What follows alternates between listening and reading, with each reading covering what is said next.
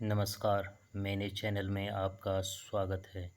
आइए इस वीडियो में हम कोरोना के संदर्भ में कुछ विशेष बातों को जानते हैं।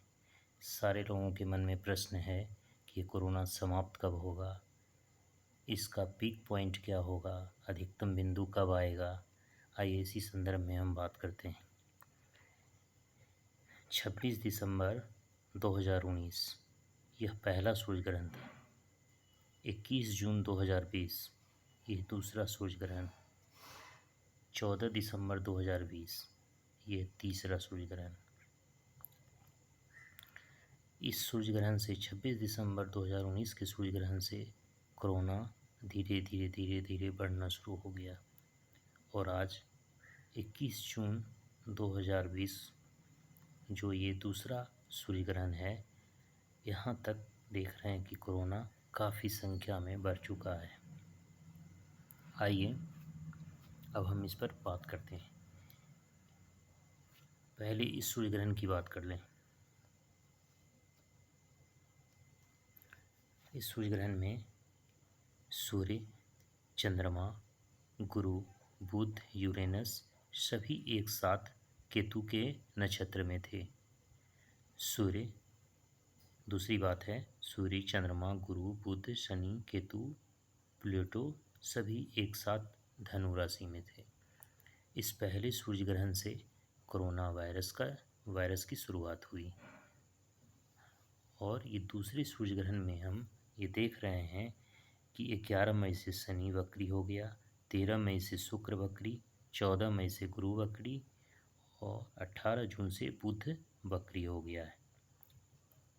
शनि 29 सितंबर तक वक्री रहेगा, शुक्र 25 जून तक वक्री रहेगा, गुरु 13 सितंबर तक वक्री रहेगा, बुध 12 जुलाई तक वक्री रहेगा। ये सूर्य ग्रहण जब ये 21 जून का सूर्य ग्रहण लग रहा है तो हमारा 4 ये ग्रह और राहु और केतु तो वक्री होते ही, तो यहाँ पर 6 ग्रह वक्री हैं। तो ये सूर्य ग्रहण के पास 6 ग्रह वक्री हैं, तो हमारा अनुमान है कि इसी वक्री सर्किल के अंदर यहाँ पर हमारा पीक पॉइंट कोरोना वायरस का अधिकतम बिंदु है। अब हम यहाँ एक चीज़ गौर कर रहे हैं कि शुक्र 25 जून को वक्री नहीं रहेगा, बुध 12 जुलाई को वक्री नहीं रहेगा, तो 4 बड़े ग्रहों में से 2 ग्रह वक्री नहीं रहेगा। तो 12 जुलाई के बाद से तक इसी के आसपास हमारा कोरोना का पीक पॉइंट अधिकतम बिंदु होना चाहिए, क्योंकि 2 ग्रह यहाँ पर समाप्त हो जाए। यहाँ से यह 2 ग्रह वक्री नहीं रह रहा है, इसलिए यहाँ से कोरोना का ग्राफ धीरे धीरे गिरना शुरू हो जाएगा। आइए हम एक और ग्राफ से इसको समझते हैं। इससे पहले कि दूसरे ग्राफ में हम जाएं, आपको पहले यहाँ मैं बता देता हूँ कि 14 दिसंबर 2020 को जो सूर्य ग्रहण लगने जा रहा है, इसमें बुध, गुरु, शुक्र, शनि, मंगल, प्लूटो, नेपच्यून सभी एक साथ मार्गी हैं। और यहाँ दूसरी बात ये भी है कि सूर्य, चंद्र, मंगल, बुध, केतु इन सभी के नक्षत्र स्वामी बुध हैं।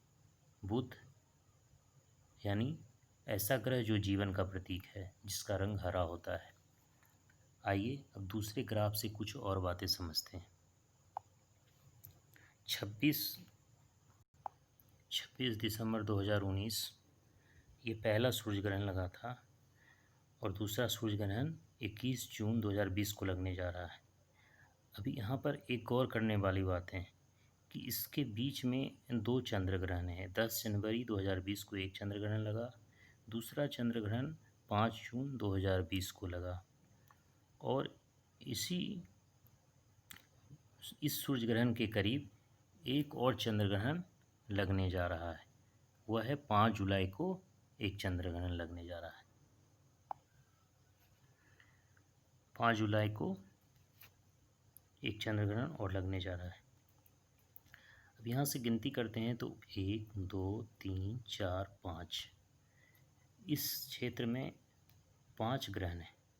इस क्षेत्र में हम गौर करते हैं तो 1 और 2 दो ग्रहण लग रहा है इधर इधर ज़्यादा मजबूत दिख रहा है। दो सूर्य ग्रहण और 3 चंद्र ग्रहण। अब यहाँ 21 जून से 21 अगस्त तक के 2 महीने के हिस्से को हम आधे हिस्से में बांट देते हैं 2 महीने को। 21 जुलाई यहाँ आता है। 21 जुलाई और 5 जुलाई के को एक चंद्र ग्रहण लग रहा है मेरा, और यहाँ 21 जून को सूर्य ग्रहण है।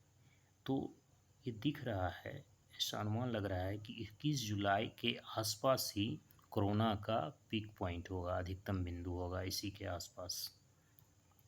और इसके बाद से हमारा 21 जुलाई के बाद से हमारा कोरोना का ग्राफ कमना शुरू हो जाएगा और यह 30 नवंबर को इस चंद्रग्रहण ग्रहण के बाद धीरे धीरे ख़त्म हो जाएगा।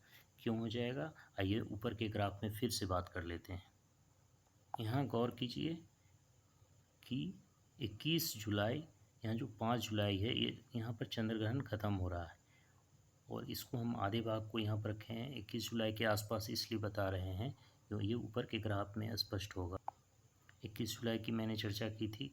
अब यहाँ दिखा रहे हैं कि 4 वक्री ग्रह में से 12 जुलाई को 2 ग्रह वक्री नहीं रह जाते हैं, शुक्र और बुध वक्री नहीं रह जाते। तो हमारा 6 ग्रह जो वक्री है, जिसमें गुरु और शनि और राहु केतु तो वक्री होते ही हैं, तो इसमें 4 ग्रह में से 2 वक्री नहीं रहेंगे। तो यहाँ से हमारा ग्राफ गिरना शुरू हो जाएगा और इसी के आसपास हमारा पीक पॉइंट रहेगा, अधिकतम बिंदु रहेगा और वह धीरे धीरे ग्राफ गिरता चला जाएगा। और यहाँ गौर कीजिए कि हमारा 14 दिसंबर 2020 के सूर्य ग्रहण में बुध, गुरु, शुक्र, शनि, मंगल, प्लूटो, नेपच्यून सभी एक साथ मार्गी हैं। सूर्य, चंद्र, मंगल, बुध, केतु इन सभी के नक्षत्र स्वामी बुध हैं, जो जीवन का प्रतीक है। मेरा अनुमान है कि 14 दिसंबर तक आते आते कोरोना वायरस एकदम कमज़ोर पड़ जाएगा और यहाँ दिख रहा है कि यहाँ समाप्ति की ओर यहाँ आ जाएगा। यहाँ शनि भी वक्री समाप्त हो जाते हैं 29 सितंबर के बाद, तो यहाँ से कोरोना कमज़ोर पड़ना शुरू हो जाएगा।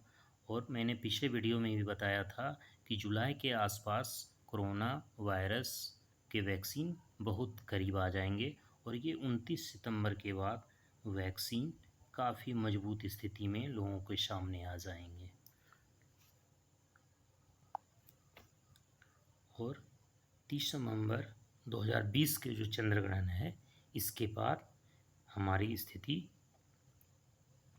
स्वास्थ्य की स्थिति मजबूत होगी और कोरोना काफ़ी कमज़ोर पड़ जाएगा।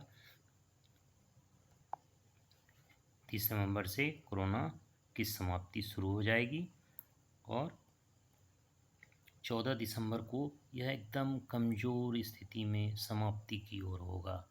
वैसे तो हमने बताया है कि उस ग्राफ से कि 29 सितंबर से वह बिल्कुल कमज़ोर पड़ना शुरू हो जाएगा और 30 नवंबर को जो चंद्र ग्रहण है, इसके बाद तो और वह कमज़ोर पड़ जाएगा और 14 दिसंबर तक आते आते एकदम समाप्ति की अंतिम स्थिति में वह कोरोना वायरस आ जाएगा और सभी काफ़ी राहत महसूस करेंगे।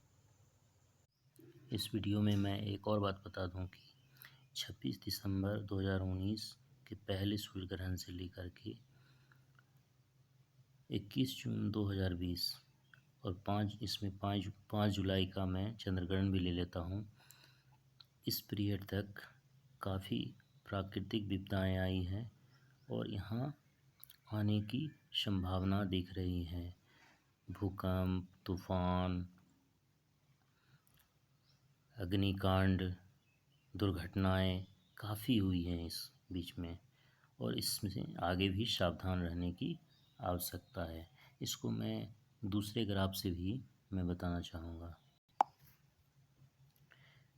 इस ग्राफ में मैं ये बताना चाह रहा हूँ कि 21 जून के सूर्य ग्रहण में इस समय इतने सारे ग्रह वक्री हैं, 6 ग्रह वक्री, और ये वक्री ग्रह, सारे वक्री ग्रह, शुक्र 25 जून को समाप्त हो रहे हैं, बुध 12 जुलाई को, गुरु 13 सितंबर को, शनि होते हैं 29 सितंबर को। 29 सितंबर तक प्राकृतिक आपदाओं के लिए सावधान रहने की आवश्यकता है और इसमें काफ़ी स्तर पर दो देशों के बीच तनाव, सीमा विवाद,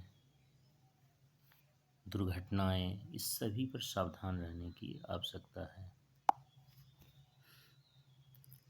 दो देशों के बीच तनाव और प्राकृतिक आपदाओं के योग दिख रहे हैं 29 सितंबर तक। यहाँ से हमारा सारा चीज़ सुधरने की स्थिति दिख रही है और यहाँ पे सारे ग्रह बुध, गुरु, शुक्र, शनि, मंगल, प्लूटो, नेपच्यून एक साथ मार्गी हो रहे हैं। सूर्य, चंद्र, मंगल, बुध, केतु, इन सभी के नक्षत्र स्वामी बुध हैं। यहाँ पर काफ़ी स्थिति अच्छी होने की संभावना है। इस वीडियो में मैं यह भी बताना चाहूँगा कि इतने सारे ग्रहों के वक्री रहने से देश दुनिया में आंतरिक तनाव, सीमा तनाव की स्थिति बनी रहेगी। धर्मांधता, प्राकृतिक प्रकोप, अग्निकांड, दुर्घटना, स्वास्थ्य पर कुप्रभाव की स्थिति बने रहने के योग दिख रहे हैं। चुनौती एवं संघर्ष भरे समय बीतने के आसार दिखते हैं। भारत की कुंडली में नवम एवं दशम घर का मालिक शनि है और इससे भारत को अभी आगे बड़ी जिम्मेदारी निभाने वाले पद या कार्य सौंपे जाने के योग दिख रहे हैं। साथ ही आगे स्वास्थ्य और व्यापार की स्थिति लोकल एवं ग्लोबल स्तर पर सुधरने के योग दिख रहे हैं। मजदूर वर्ग, केमिकल क्षेत्र, कंस्ट्रक्शन, होटल व्यवसाय, सौंदर्य प्रसाधन, फोटोग्राफी, ज्वेलरी, विवाह आदि के कार्य प्रभावित रहने के योग दिख रहे हैं।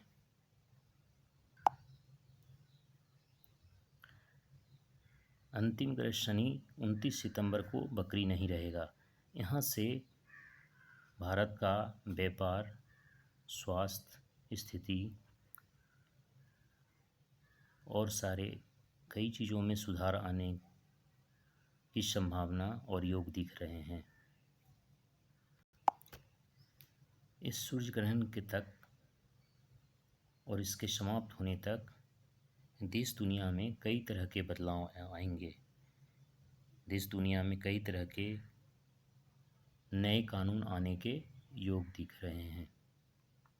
इस वीडियो में बस इतना ही। फिर मिलते हैं नई वीडियो के साथ। तब तक के लिए नमस्कार। Please like and subscribe my channel.